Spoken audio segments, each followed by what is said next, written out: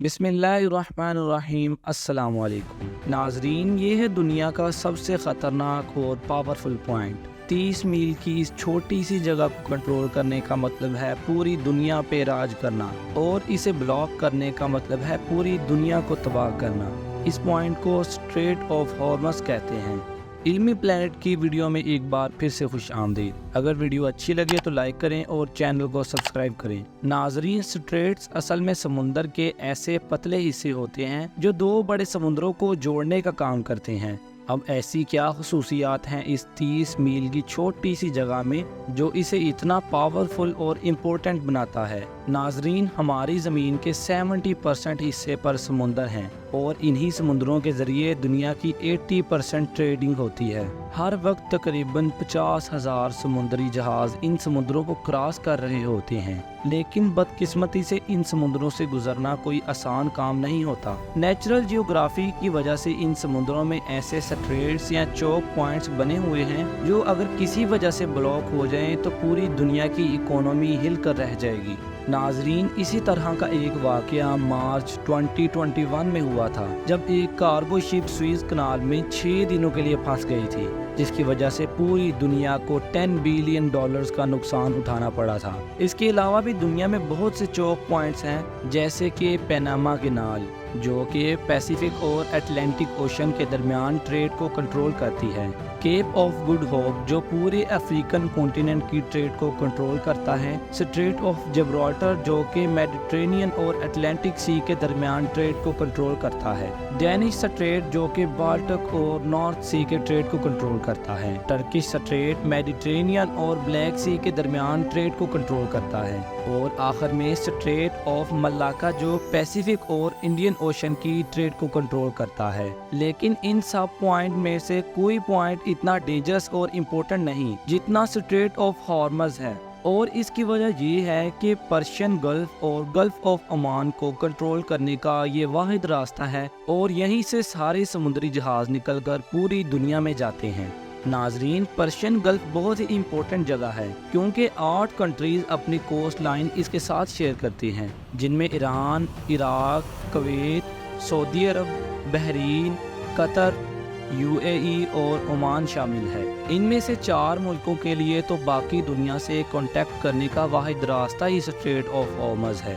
नाज़रीन, अब अगर आप मिडिल ईस्ट के बारे में थोड़ा सा भी जानते हैं तो ये आपको पता ही होगा कि मिडिल ईस्ट की पहचान इनका तेल है। ये तेल आज भी हमारी दुनिया का सबसे बड़ा एनर्जी सोर्स है। पूरी दुनिया की 33% एनर्जी कंजप्शन तेल से होती है, चाहे वो ट्रांसपोर्ट के जरिए हो जैसा कि गाड़ी, ट्रेन, जहाज या फिर बिजली बनाने वाले पावर प्लांट्स। इन तमाम सेक्टर्स में 70% ऑयल का इस्तेमाल होता है। अब ऑयल का मसला ये है कि ये दुनिया में बहुत कम जगहों पर पाया जाता है। इस सर्कल में मौजूद इन तमाम 8 कंट्रीज के पास कुल मिलाकर दुनिया के 50% ऑयल रिजर्व्स हैं, यानी पूरी दुनिया का आधा तेल इन 8 कंट्रीज के पास है। और बात सिर्फ यहाँ ख़त्म नहीं होती, बल्कि दुनिया के 40% नेचुरल गैस रिजर्व्स भी इसी सर्कल में मौजूद कंट्रीज के पास हैं। नाजरीन, ऑयल और कोयले के बाद नेचुरल गैस दुनिया का तीसरा सबसे बड़ा एनर्जी सोर्स है। ब्रिटिश पेट्रोलियम के मुताबिक ईरान के पास दुनिया में सबसे ज़्यादा गैस के रिजर्व्स हैं। तो हम ये कह सकते हैं कि पूरे पर्शियन गल्फ में तेल और नेचुरल गैस के इतने ज़्यादा ज़खायर हैं कि जितने शायद हमारे पूरे प्लेनेट पर कहीं और नहीं। इसीलिए पूरी दुनिया की 15% एनर्जी सप्लाई इसी पर्शियन गल्फ में मौजूद कंट्रीज से आती है, और फ़िलहाल इस सप्लाई लाइन का पूरी दुनिया के पास कोई और अल्टरनेटिव भी नहीं। लेकिन इस 30 मील के एरिया से गुजर के जाना इतना भी आसान नहीं।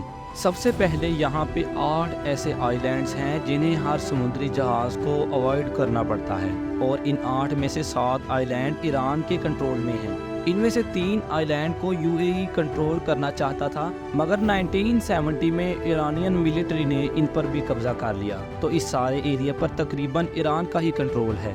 اور دوسرا یہ جو ریڈ ہائیلائٹڈ ایریا آپ دیکھ رہے ہیں، یہاں پر سمندر بہت زیادہ گہرا ہے اور آئل ٹینکرز کے لیے یہاں سے گزرنا تقریباً ناممکن ہے۔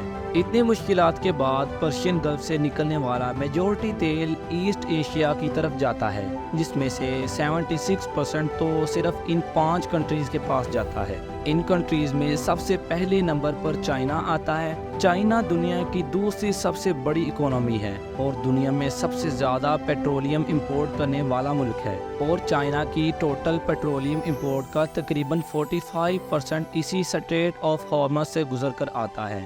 جاپان دنیا کی تیسری سب سے بڑی اکانومی ہے، جسے اپنی 100% انرجی امپورٹ کرنی پڑتی ہے، اور اس 100% امپورٹڈ انرجی سپلائی میں سے تقریباً 80% اسی اسٹریٹ آف ہارمز سے گزر کر آتی ہے۔ India world 6th largest economy بھی اپنا 70% آئل اور 50% گیس انہی پرشین گلف کنٹریز سے امپورٹ کرتا ہے، اور وہ بھی اسٹریٹ آف ہارمز سے کرتا ہے۔ اسی طرح ساؤتھ کوریا، جو کہ دنیا کی 10th لارجسٹ اکانومی ہے، اپنا 70% تیل انہی پرشین گلف کنٹری سے ٹینکر کے تھرو امپورٹ کرتا ہے، جو کہ اسی 30 میل کے اسٹریٹ آف ہارمز سے گزر کر آتے ہیں۔ ناظرین، اگر یہ 30 میل کی چھوٹی سی جگہ کسی بھی وجہ سے لمبے عرصے کے لیے بلاک ہو جائے تو دنیا کی دوسری، تیسری، چھٹی اور 10ویں اکانومیز بالکل کولیپس کر جائیں گی، اور اسی طرح پرشین گلف میں موجود ان تمام 8 کنٹریز کا سورس آف ریونیو بھی ختم ہو جائے گا، اور اس کا نتیجہ یہ ہوگا کہ پوری دنیا میں ایک زبردست اکانومی کرائسس آ جائے گا۔ اسی لیے یہ دنیا کا سب سے خطرناک اور امپورٹنٹ چوک پوائنٹ ہے، اور اسی لیے دنیا کے سارے سپر پاور کنٹریز کی اس پر کڑی نظر ہوتی ہے۔ امریکہ نے بھی اسی لیے UAE، عمان، عراق، سعودی عرب اور بحرین میں درجنوں ملٹری بیسز بنائی ہوئی ہیں، تاکہ وہ ایران پر نظر رکھ سکے اور آئل کی سموتھ سپلائی کو یقینی بنا سکے۔ دوسری طرف ایران پہلے ہی کسی بھی جنگ کی صورت میں کئی دفعہ یہ اسٹریٹ بلاک کرنے کی دھمکی دے چکا ہے، اور اگر ایسا ہو گیا تو نہ صرف گلوبل اکانومی ہل کے رہ جائے گی، بلکہ عین ممکن ہے کہ ورلڈ وار 3 کی بھی شروعات ہو جائے۔ امید ہے کہ علمی پلانٹ کی یہ ویڈیو بھی آپ کو اچھی لگی ہوگی، تو ویڈیو کو لائک کریں اور چینل کو سبسکرائب کریں۔ ملتے ہیں آپ سے اگلی شاندار ویڈیو میں۔